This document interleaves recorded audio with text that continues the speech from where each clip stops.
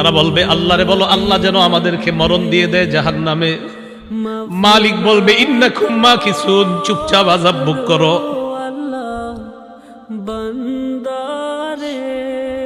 এবার তারা বলবে জাহান্নামীর প্রহরীদেরকে ডাক দিয়ে লাভ হয় নাই, মালিককেও ডাক দিয়ে লাভ হয় নাই। উদউ রাব্বাকুম ইখাফফিফ আন্না ইয়াওমান মিনাল আযাব, রবকে ডাক দাও, রব আমাদের আযাব হালকা করে দিবে।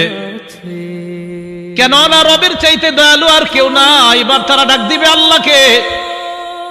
আল্লাহকে ডাক দেওয়ার পর তারা বলবে, সূরা মুমিনুনের মধ্যে আল্লাহ বলেন রব্বানা গালাবাত আলাইনা শিকওয়াতুনা।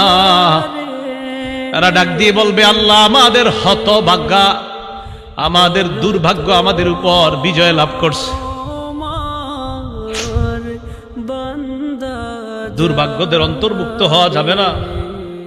আপনি জানেন না এই আয়াতটা আমি কতবার তেলাওয়াত করি, যখন সামনে আসে আমার এই আয়াত কি অবস্থাটা হবে। জাহান্নামীরা বলবে আল্লাহ আমাদের দুর্ভাগ্য, আমরা দুর্ভাগা হওয়ার কারণে আজকে আমাদের উপর, আমাদের এই দুর্ভাগা হওয়াটা আমাদের উপর বিজয় লাভ করছে। দুনিয়াতে আপনার কথা শুনি নাই।